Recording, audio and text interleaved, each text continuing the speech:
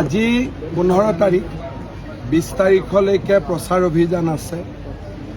বিজেপিৰ যোৱাবাৰ 9টা সিট আছিলে আৰু মই আশা কৰোঁ যে এইবাৰ আমি আটাইতকৈ বেছি পোৱা দল সিংগল লাৰ্জেষ্ট পাৰ্টি আমি হ'ব পাৰিম বিটিচি, যিটো মোৰ বিশ্বাস গৈ যিটো বিশ্বাস হৈছে।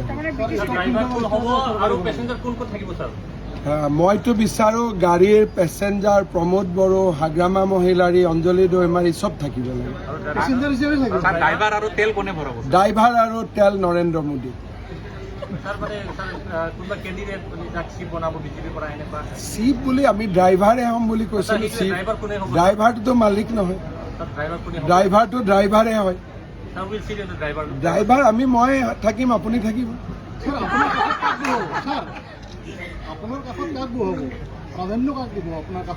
মইতো বিচাৰোঁ একফালে হাগ্ৰামা একফালে প্ৰমোদ বড়ো। ৰাইট লেফ্টৰ একো কথা নাই। বাওঁহতীয়া মানুহৰ কাৰণে ৰাইটটো লেফ্ট, সোঁহতীয়া মানুহৰ কাৰণে ৰাইটটোৱে লেফ্ট। ইয়াতে ট্ৰিপল ইঞ্জিন হ'ব আৰু মইতো ভাবোঁ যে 3টা পাৰ্টীয়ে চৰকাৰত থাকিব।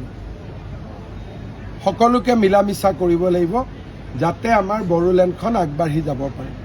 বড়োলেণ্ডত পৰ্যটনৰ সুবিধা আছে, কৃষিৰ সুবিধা আছে, উদ্যোগীকৰণৰ সুবিধা আছে। গতিকে সকলোৱে মিলা মিছাত থাকিলে আমি সমাজখনক আগুৱাই লৈ যাব পাৰিম। গতিকে আমাৰ এপ্ৰ'চটো 100% পজিটিভ। খালি ৰাজীৱ ব্ৰহ্ম, মনোৰঞ্জন ব্ৰহ্ম দুটাৰ যোনে বেছি ভোটত জিকে সিয়ে EM হ'ব। কোনে জিকিব? সৌৰভ গগৈ এবাৰে গৈছে বুলি কৈছে পাকিস্তানত। চক পাকিস্তানত এবাৰ হ'ল, দুবাৰ গ'ল। যোৱা বুলিতো নিজে স্বীকাৰ কৰিলে ন। গতিকে পাকিস্তানত যদি এজন মানুহ যায়, কেইদিন আছিলোঁ, কাক লগ পাইছিলোঁ, কাৰ লগত ফটো উঠিলোঁ, কাৰ ঘৰত ভাত খালোঁ, গোটেইখিনি ভাৰত চৰকাৰক জনাব লাগিব নে নালাগে? মই যদি আজি 10 দিন পাকিস্তান যাওঁ, কিজানি পাকিস্তানত মই কি কামত গ'লোঁ, কোনে মোক ৰিচিভ কৰিলে, কাৰ লগত থাকিলোঁ। যদি মই 2 দিনো পাকিস্তানত যাওঁ, জীৱনভৰ মই পাকিস্তানৰ ব্লেকমেইলিঙত থাকিম।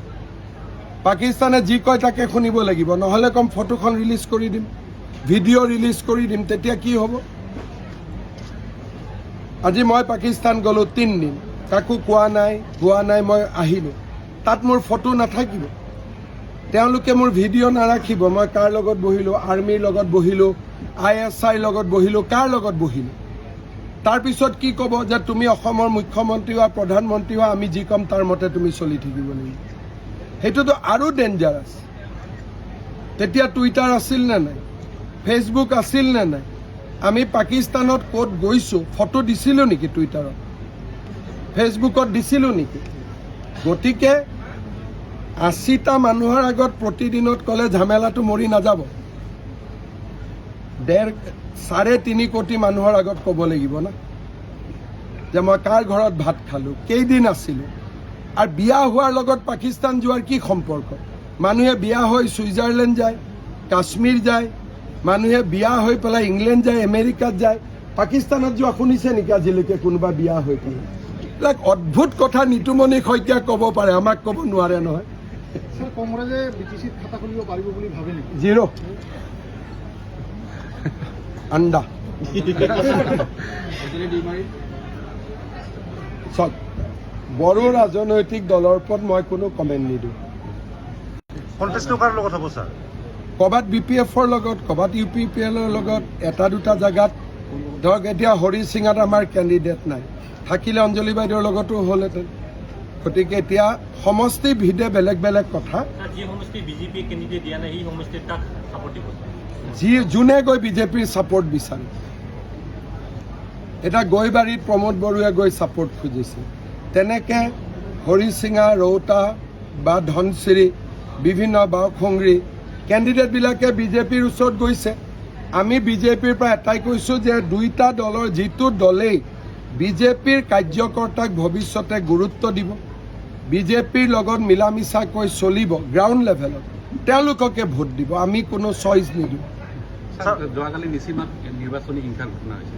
চাওক, আছাম এছেম্বলিটো গণ্ডগোল হয়। এইবাৰতো এছেম্বলিৰ তুলনাত ইয়াত একোৱে হোৱা নাই।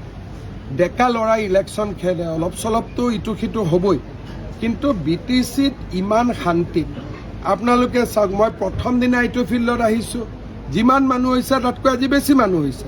নিয়মমতে ইয়াত ইমান মাৰপিট হ'ব লাগিছিল যে বিজেপিৰ মিটিঙত আহিব মানুহ ভয় খাব লাগিছিল।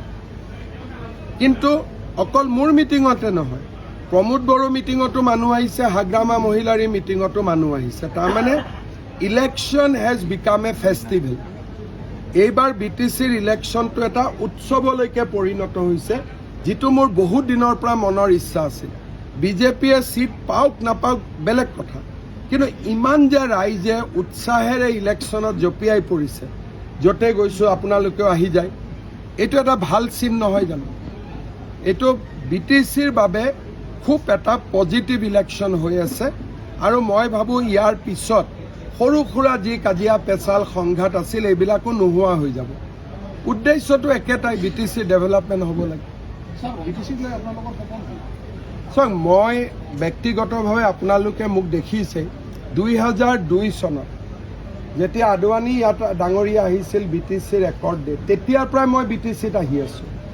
আজি BTCত যিমান কাম হৈছে, Kokrajhar medical college, Bodoland university, ৰাস্তা, চবতে মোৰ 1% হ'লেওতো কণ্ট্ৰিবিউশ্যন চবতে আছে। আৰু অসমৰ কোনো পলিটিচিয়ান নাই যিয়ে BTCত ইমানবাৰ আহিছে। গতিকে BTCৰ প্ৰতি মোৰ এটা শ্ৰদ্ধা আৰু মৰম। অসম এছেম্বলিও মই BTCলৈকে লৈ আহিছোঁ। গতিকে BTCক লৈ মোৰ প্লেনিং ডাঙৰ আছে, সময়ো আছে, লাহে লাহে হৈ থাকিব। ছাৰ, অসম বিধানসভাৰ অধ্যক্ষ বিশ্বজিৎ দৈমাৰী কৈছে যে BTCখন লেতেৰা হৈ আছে, তেখেত যদি BTCৰ চিফ হয় তেতিয়াহ'লে চাফা কৰিব। মইতো স্পীকাৰে কি কৈছে নাজানো, কিন্তু এইটো কথা ঠিক যে BTCখন লেতেৰা হৈ থকা নাই। BTCখন আৰু ভাল কৰিব পাৰে।